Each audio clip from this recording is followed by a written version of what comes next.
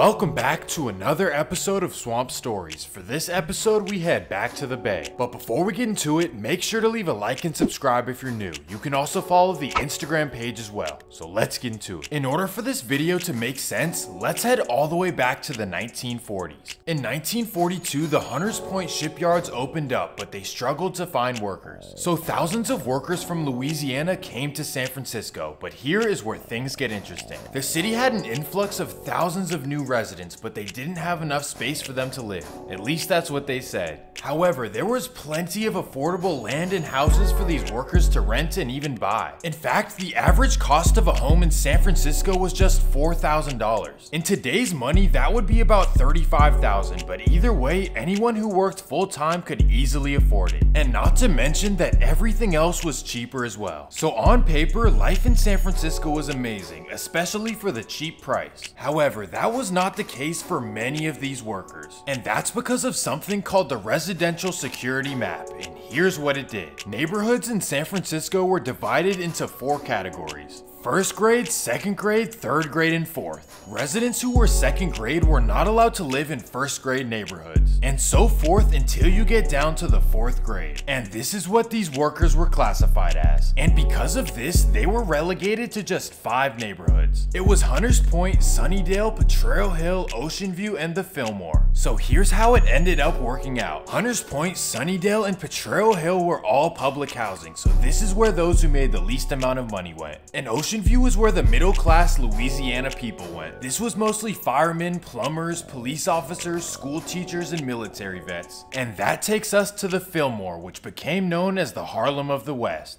This was the upper-class society of college graduates, business owners, lawyers, doctors, and everything else. It was known as the most fun and thriving neighborhood in the city. And to give it context, back then, the Fillmore was exactly how people view Atlanta today. The Fillmore is where African Americans from all over the country came to live out their dream. And Fillmore Street became famous for its music venues and pool halls. It was like heaven on earth. So you could walk in the middle of Fillmore Street, there's $100 hanging out your pocket. Nobody would touch you because everybody was making money. Residents bought beautiful Victorian homes, enjoyed over 275 sunny days per year, and began creating generational wealth. But then came the 1950s when the city of San Francisco signed one of the worst plans in California history. Unlike the South, where things are a little bit more overt, on the West Coast, everything is packaged with good intentions. Well, somehow the city decided that the Fillmore residents needed their help, and one name sticks out more than any other. That would be Julia Porter, who was the planning commissioner of San Francisco. And her commission published a book that called the Fillmore an unfortunate blot in a shade of dirty black. And for these reasons, they decided to enforce a rare law called eminent domain. This essentially gives the government the right over private land. So between 1950 and 1960, just about every single house in the Fillmore was destroyed. This also included businesses, restaurants, pool halls, and the famous jazz venues. And by 1961, this is how the Fillmore looked. A once beautiful and thriving neighborhood was now destroyed. And what happened to the residents, you might be wondering? Well, they were told one thing: Oakland.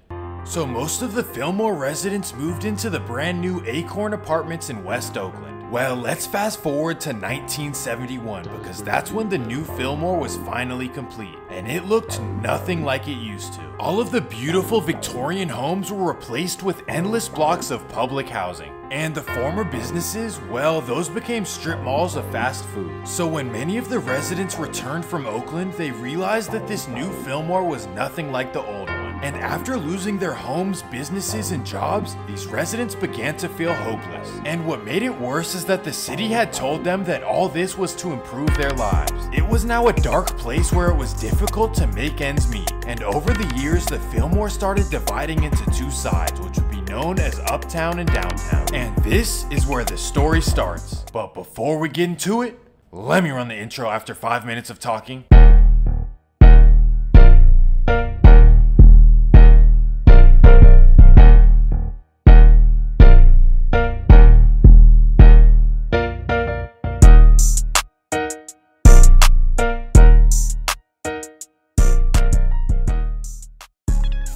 Street became the divider of the neighborhood. Anything west of Fillmore was uptown and anything east was downtown. Those from uptown put their thumbs up and those from downtown put their thumbs down. And because of this rivalry, Fillmore Street became known as a place to stay away from at all costs. But it also became known for something else, the letter P. And I'm not talking about the Atlanta version of P, which includes buying Birkin bags. No, I'm talking about 10 toes to the ground. Some say that Oakland is where the game originated, but others will tell you it's the Fillmore, but I can make a whole separate episode about that. Because in this video, we're gonna focus on uptown and downtown, so let me break it all down. The Fillmore is broken down into a bunch of different sections. For uptown, you have Divisadero, the Chop, and KO where Messy Marv is from, and finally the West Side Apartments. And for downtown, you have Eddie Rock, the Mac, Turk Street, and Grove Street where Yada is from. And the craziest part is that they're all connected. It's not like they're across town from each other. Well, over the years, you can say that it was uptown versus downtown, but realistically, it was more complicated than that. And honestly, each section has their own story, so I couldn't possibly cover it all in this video. Instead, we're gonna focus on two specific sections, and that takes us to the early 2000s. Let me introduce you to CDP, also known as the Central Divisadero Players. These guys never represented a specific project, rather they hung out on either Divisadero or Central Street, and either of which are not the hood by any means.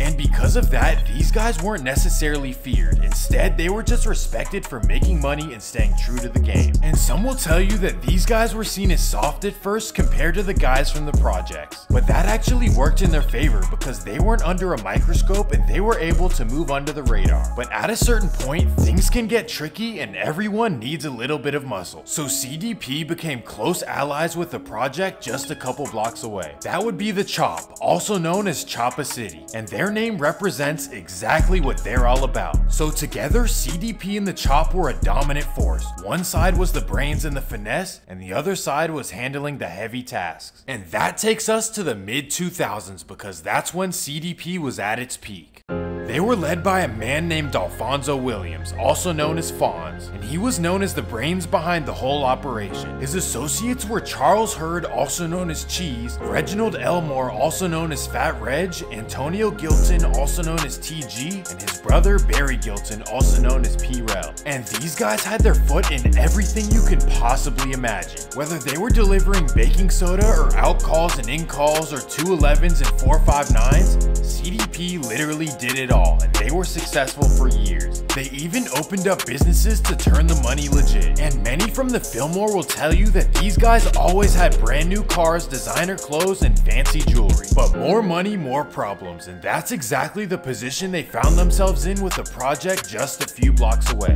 Let me introduce you to Eddie Rock, also known as Out of Control or OC. And these guys have never really been known for their money, instead for being absolutely out of control. For years, they were the most feared in the Fillmore, and once they started bumping heads with CDP and the Chop, things got crazy. Literally, there are so many events that took place that this could be an entire movie. So instead, I'm just gonna cover the most important events.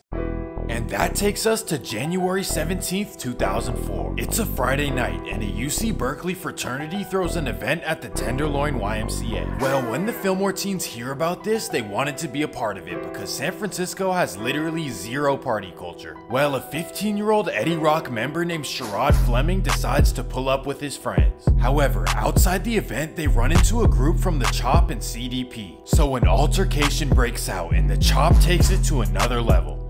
Bam. Sadly, Sherrod was just a freshman at Mission High School, and this incident took a petty rivalry to a whole new level. They used to just throw hands, but now that was out of the door, and the next 2 years would be absolute chaos. Eddie Rock would return the favor on August 21st when they would catch the Chop's Demarie Jacobs, also known as Spank.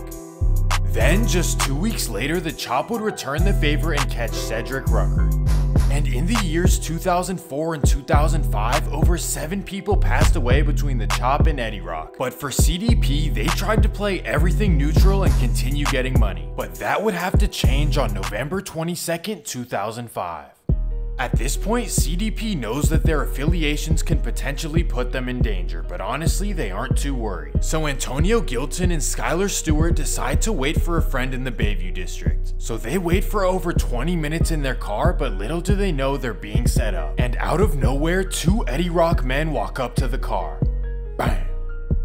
Both men went down but were released shortly after. And unfortunately, nearly every single event went unsolved. And that led to one of the worst years in the city's history. So after 20 people were lost in this, the city decided to step in. And this became a very controversial decision. They enacted what became known as the Civil Injunction against Eddie Rock and the Chop. This created safe zones where residents were not allowed to go, and if they were found in these zones, they were sent to jail. Well, the zones included their own neighborhood, so they weren't allowed to be on Eddy Street unless they were inside the apartment. And you might not see an issue with this, but this included people who had clean records as well. They classified anyone they wanted and essentially forced them out of the neighborhood. So many Eddie Rock and Chop residents ended up moving out to Antioch or Vallejo so they could live their life without any fear of getting in trouble. And here's the thing, the injunction did work. The area truly became a safer place, but I'm not sure that that justifies the rule. Well, after Eddie Rock and the Chop were put away, CDP was still rolling. That's because they didn't live on public land. Instead, they lived in houses that their parents or grandparents owned. And because of that, the city couldn't legally put an injunction on them. However, SFPD wanted to take them down as well, but they knew it had to be a different way. But this would take a long time, and CDP ended up leading themselves to their own demise. And that takes us to 2012. After the loss of Skylar Stewart, Antonio, and this is when the CDP investigations began. The entire neighborhood went down over the next year. And here's the craziest part, each and every single one of them was given the opportunity to go home free. If they were to make any statements regarding the Calvin Sneed case, everything would be dropped. Well, none of them said a word, and they are all doing life, 10 people in total. And this was officially the end of CDP. Because they all stayed solid, they are still highly regarded and respected in the Bay Area. But sadly, once they went down, all of their kids were left to fend for themselves. One of which was Barry Gilton's son, who ended up moving to Vallejo. He had moved in with his cousins and started playing point guard for Jesse Bethel. Well, after graduating, he started playing basketball for City College with his friend Jason, who goes by the nickname Lil Bean. However, neither of them were able to make the starting lineup because they were behind future NBA players like DeLon Wright. Well, after quitting basketball, he decided to start rapping under the name of Lil Pete, and instantly he took off. Songs like Get Back and 40 Bars Freestyle caught the attention of the entire West Coast. And shortly after, his cousin Lil Yee began rapping as well and blowing up with songs like We Living Hopeless. Instantly, many people had questions. Who are these ambiguous looking dudes and what are they rapping about? And until now, many people still have no clue what's going on behind the scenes. So let me introduce you to the new Fillmore. The neighborhood has changed a lot and you'll see Starbucks drinkers everywhere. Honestly, I wouldn't classify it as the hood anymore at all. It's a really nice place to live. However, for some residents, that's not the case. Now that CDP is all gone, the Chop is where Lil Pete began hanging out. And Lil Yee began rolling with Hayes, who are allies with the Chop as well. And although the music is packaged really well, things behind closed doors have gotten pretty messy in the Fillmore. The rivalry with Eddie Rock sparked back up on October 4th, 2013. The Chop's Jamal Gaines is sitting in his car in Japantown, just 2 blocks from the Fillmore. Well, somehow an Eddie Rock man gets word of his location, so he walks on foot to Japantown. Bang! Sadly for the Chop, Jamal's younger brothers Donzel and Janani were put in a difficult position. March 6, 2015, Donzel Gaines meets up with his friend JR at the Crocker Amazon playground. JR is a close friend of Lil Bean and Zay Bang and lives in Towerside, so it just so happens that Sunnydale was following him to the park. Bang! 2 Sunnydale men would go down for it, and this just goes to show how hard it is to avoid the Bay Area politics. Unfortunately, the Chop would have another loss just a year later, November 28th, 2016. Donzel and Jamal's youngest brother Janani Gaines, also known as J Chop, is hanging out in his neighborhood. Bang! Although the Chop was taking a lot of losses, Lil Pete's career began really taking off. In 2017, he released songs like In This Life, which have 20 million views on YouTube. And for Lil Yee, songs like Keep It On Me made him a staple on the West Coast. Also, please go listen to his song called Flawless. I promise you, you will not regret it. Anyways, a rapper from the other side began making noise as well. In 2018, Eddie Rock's Dex Kruger made a hit song called Keep It. Due to the injunctions, the rappers don't really diss each other, but honestly, Dex would do something a little more serious. He recorded one of his music videos in the chop and pretty much said that he's not worried about them at all. Well, maybe that's because they were getting busy across the bridge. And that takes us to New Year's Eve 2019. A man named Shuo Zhang goes to a local coffee shop to get some work done. It's actually his 34th birthday, but he's a software engineer and he made sure to get his tasks done before going out. Well, as he's doing his work, 3 men approach him. Javon Lee from the chop and his 2 friends, Kawan Wiggins and Byron Reed. They take Zhang's laptop, which is crucial for his job. So as a natural response, Zhang chases them to their car.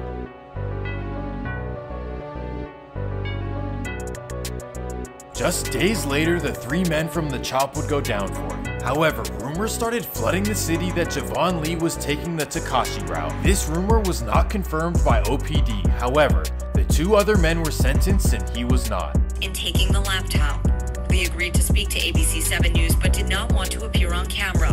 He says Reed is his friend. When I asked if he was with Reed December 31st, he said, quote, "I'm not trying to talk about that. Do you belong in jail? Should you be there?" Lee responded, quote, "No, I shouldn't be here." Byron Reed's sister would plead his case.